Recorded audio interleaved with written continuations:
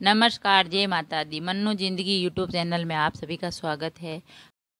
तो फ्रेंड्स, आज हम आपको माँ गंगा की 3 रोचक पौराणिक कथाएं सुनाते हैं। माँ गंगा की पौराणिक कथा।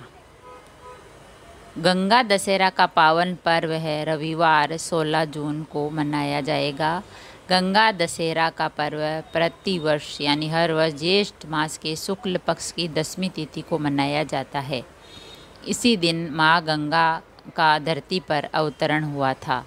तो इसकी पौराणिक कथा है कि नक्षत्र में ज्येष्ठ शुक्ल दशमी के दिन गंगा नदी स्वर्ग से अवतरित हुई। अतः गंगा के पृथ्वी पर अवतरण के पर्व को गंगा दशहरा के रूप में मनाया जाता है।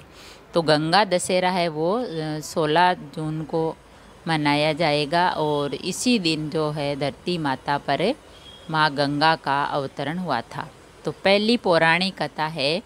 गंगा अवतरण की पौराणिक कथा के अनुसार प्राचीन काल में अयोध्या में सगर नाम के महाप्रतापी राजा राज्य करते थे। उन्होंने 7 समुद्रों को जीतकर अपने राज्य का विस्तार किया। उनकी केसिनी तथा सुमति नामक 2 रानियां थीं। पहली रानी के एक पुत्र असमंजस का उल्लेख मिलता है तो परंतु दूसरी रानी सुमति के 60,000 पुत्र थे। एक बार राजा सगर ने अश्वमेघ यज्ञ किया और यज्ञ पूर्ति के लिए एक घोड़ा छोड़ा।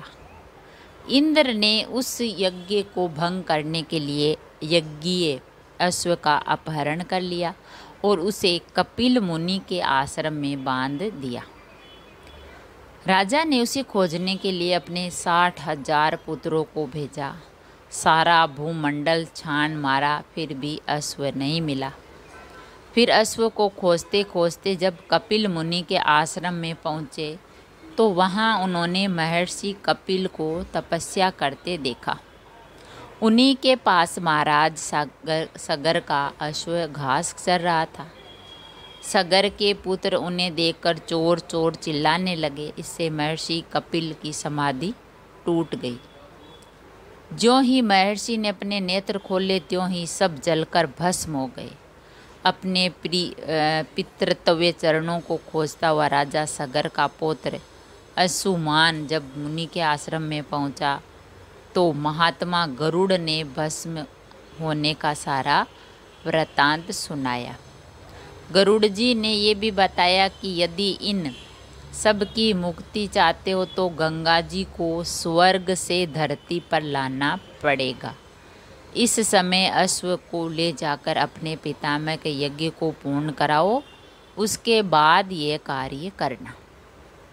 तो अंशुमान ने घोड़े सहित यज्ञ मंडप पर पहुंचकर सगर से सारा वृतांत बताया, सारी बात बताई। महाराज सगर की मृत्यु के बाद अंशुमान और उनके पुत्र दिलीप जीवन पर्यंत तपस्या करके श्री गंगा जी को मृत्यु लोक में ला न सके। सगर के वंश में अनेक राजा हुए। सभी के ने 60,000 पूर्वजों की भस्मी के पहाड़ को गंगा के प्रवाह के द्वारा पवित्र करने का प्रयत्न किया, किंतु वे सफल नहीं हुए। अंत में महाराज दिलीप के पुत्र भागीरथ ने गंगा जी को इस लोक में लाने के लिए गोकर्ण तीर्थ में जाकर कठोर तपस्या की। इस प्रकार तपस्या करते करते कई वर्ष बीत गए। उनके तप से प्रसन्न होकर ब्रह्मा ने वर मांगने को कहा तो भागीरथी ने गंगा की मांग की। भागीरथ के गंगा मांगने पर ब्रह्मा जी ने कहा, राजन, तुम गंगा को पृथ्वी पर तो ले जाना चाहते हो, परंतु गंगा जी के वेग को संभालने की शक्ति केवल भगवान शिव में है। इसीलिए उचित यही होगा कि गंगा का भार एवं वेग संभालने के लिए भगवान शिव का अनुग्रह प्राप्त कर लिया जाए। महाराज भागीरथ ने वैसा ही किया। भगवान शिव ने गंगा को अपनी जटाओं में धारण कर लिया। दूसरी है, कहते हैं कि गंगा देवी के पिता का नाम हिमालय है, जो पार्वती के पिता भी हैं।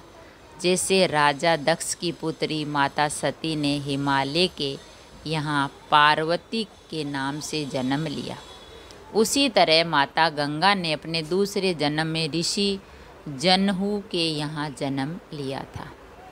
तो पौराणिक कथा है कि ब्रह्मा जी ने विष्णु जी के चरणों को आदर सहित धोया और उस जल को अपने कमंडल में एकत्रित कर लिया।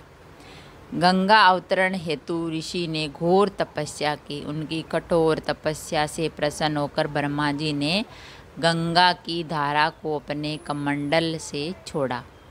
तब भगवान शंकर ने गंगा की धारा को अपनी जटाओं में समेटकर जटाएं बांध ली। बाद में भागीरथ की आराधना के बाद उन्होंने गंगा को अपनी जटाओं से मुक्त कर धरती पर उतार दिया। तीसरी पौराणिक कथा है। गंगा उत्पत्ति कथा के अनुसार ये भी कहा जाता है कि भगवान विष्णु के अंगूठे से गंगा प्रकट हुई, अतः उसे विष्णुपदी कहा जाता है।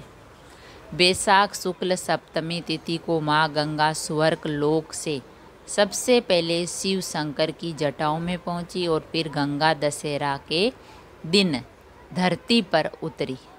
जनु ऋषि की पुत्री गंगा ने राजा शांतनु से विवाह करके 7 पुत्रों को जन्म दिया और सभी को नदी में बहा दिया। जब 8वां पुत्र हुआ तो राजा शांतनु ने पूछ लिया कि तुम ऐसा क्यों कर रही हो। यह सुनकर गंगा ने कहा, विवाह की शर्त के मुताबिक तुम्हें ऐसा नहीं पूछना था। अब मुझे पुनः स्वर्ग लोक जाना होगा और ये 8वीं संतान अब तुम्हारे हवाले है। वही 8वीं संतान आगे चलकर भीष्म पितामह के नाम से जाना गया। तो फ्रेंड्स, ये थी 3 पौराणिक कथाएं जो माँ गंगा की है। तो यह रोचक कहानियाँ हैं। माँ गंगा धरती पर अवतरित हुई और माँ गंगा का धरती पर अवतरण हुआ था जो ज्येष्ठ मास के शुक्ल पक्ष की 10वीं के दिन। इसीलिए 10वीं तिथि को गंगा दशहरा भी मनाया जाता है और इसी दिन गंगा नदी का, माता गंगा का धरती पर अवतरण हुआ था। तो फ्रेंड्स, अगर कहानी कथा पसंद आई तो लाइक और शेयर ज़रूर करें। ऐसी ही कहानी और कथा सुनने के लिए, जानने के लिए चैनल को सब्सक्राइब करें। थैंक यू, धन्यवाद।